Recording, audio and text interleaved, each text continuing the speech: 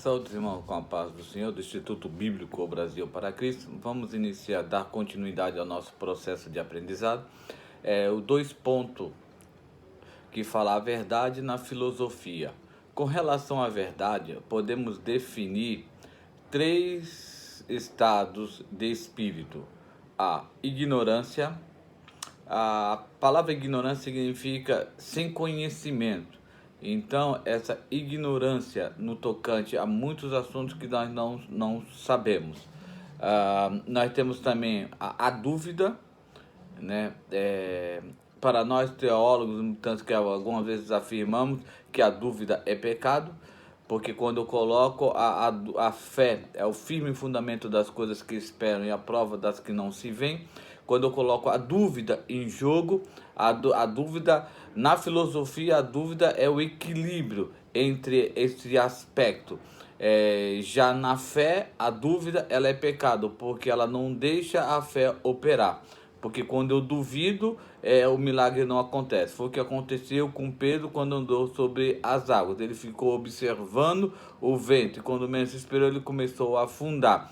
Porque quando eu estou na operacionalização da fé, quando eu estou na ação da fé, eu não posso colocar a dúvida. Quando o milagre está em processo, eu não posso duvidar. Crê somente, foi o que Jesus falou para Jairo. Então, a dúvida no caso de Tomé, podemos dizer que essa dúvida filosófica, porque quando ele pede para querer tocar, quando ele coloca, porque ele fica muito na parte cognitiva, ele fica muito na parte da razão, ele fica muito nesse aspecto. Então, é a verdade nessa filosofia, a verdade como a dúvida. E nós temos também no 3º ponto desse estado de espírito, que é a opinião. Tá? Ou seja, tanto é que tem programas de televisão com o título A Opinião, ou seja, opinião fundamentada, estruturada, de uma maneira teológica, científica, embasamento metodológico, tá? Então aí aquela opinião, é a opinião de fulano, é a opinião embasada naquela pessoa expert na determinada matéria. Os 2 pontos nós temos no processo de buscar a verdade. Há um processo de ruptura com as antigas crenças adquiridas. Esse processo é chamado de quebra de paradigma.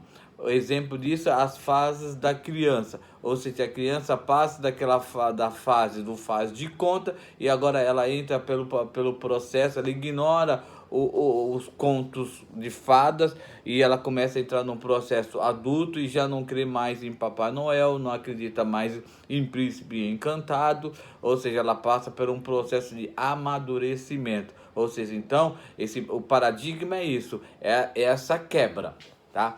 Bem verdade que quando nós quebramos isso, essas fases, grandes C.S. Lewis e outros autores infantil, ou seja, ele ainda fica nesse processo dessa imaginação. Isso, por um lado, ele ainda é até saudável na fase do desenvolvimento como indivíduos, né? Então, a quebra do paradigma é essa ruptura, deixa-se para trás e passa-se para uma outra etapa.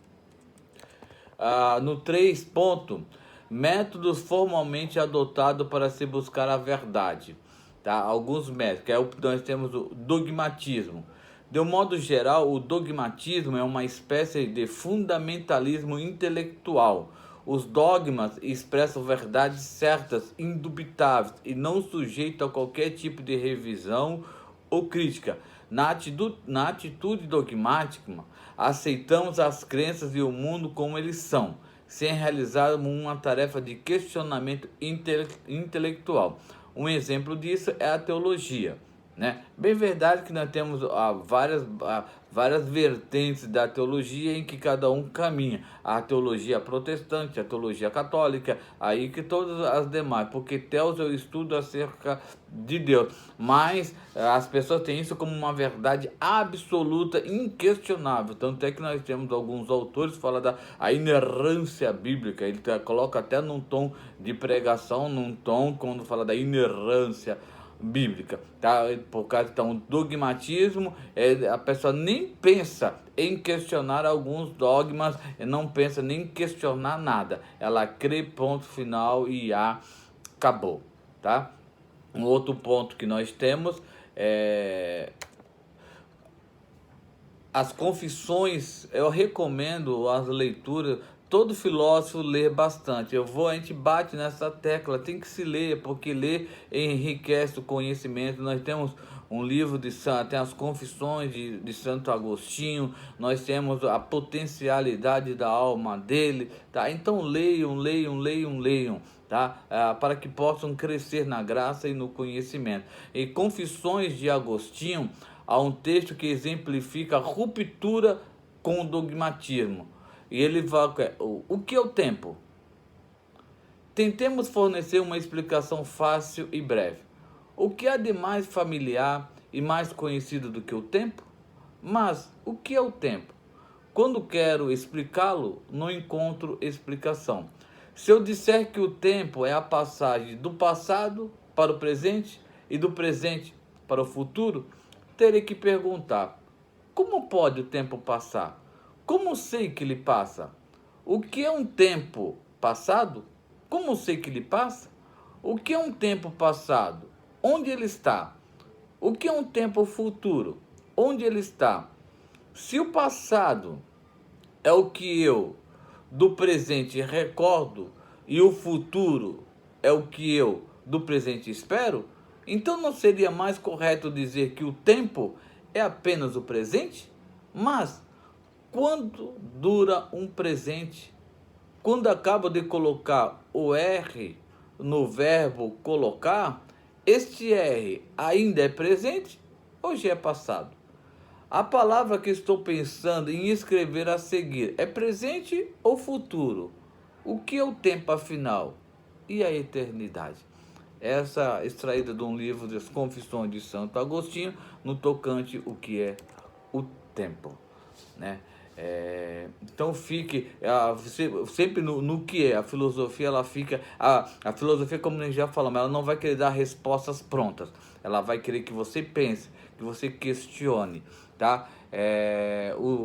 Conversando com meu filho, que gosta muito de física, e ele falou que o Einstein, todos esses teóricos da física, uma busca que eles era uma equação que rege o universo. Todos eles estavam em busca dessa equação que rege o universo, tá? Ou seja, ele sabe que energia é igual a massa vezes aceleração, e nós temos que a velocidade da luz é 300 mil quilômetros por segundo. Essa é a viagem, a velocidade da luz. Então eles buscavam, todos os teóricos da física, Einstein e outros mais, buscavam essa equação. E quem sabe um dia eles o cheguem, né? Porque nosso Deus é um Deus maravilhoso. E o que significa o que era o tempo, tá? Então, o 3.4, algumas considerações sobre o relativismo. Um filósofo chamado George defendia que em todas as afirmações podemos encontrar alguma falsidade. Bonita essa frase. Defendia que em todas as afirmações podemos encontrar alguma falsidade. É perigoso então que as pessoas que afirmam, batem a mão na mesa assim e falam veementemente as afirmações, né? Também é perigoso, né? Quando a pessoa afirma, né? De cátedra, de cadeira, né? Então pode encontrar alguma falsidade, né? Por aí. Então nós colocamos na mesa as cartas e aí os caminhos da intelectualidade, os caminhos, e aí nós vamos crescendo, tá? Porque a verdade, o dono da verdade, só Cristo é a verdade, tá? Então, quando aqui a relatividade, os relativistas não acreditam em ideias absolutas. O relativismo é influenciado pela seguinte ideia: o conhecimento humano vem das nossas percepções, e nossas percepções são diferentes de pessoa para pessoa. Portanto, diante dessas diferenças entre percepções, são diferentes de pessoa para pessoa. Portanto, diante destas diferenças entre percepções, não é possível estabelecermos verdades absolutas. Assim, algo que pode ser verdadeiro para uma pessoa é falso para outro. Então essa é a ideia da parte da filosofia do relativismo. Tanto é que você, quando for evangelizar, você vai encontrar várias pessoas que dizem, isso é relativo, porque ela tem essa mentalidade, tem essa ideia dessas percepções. É a minha percepção e a percepção do outro.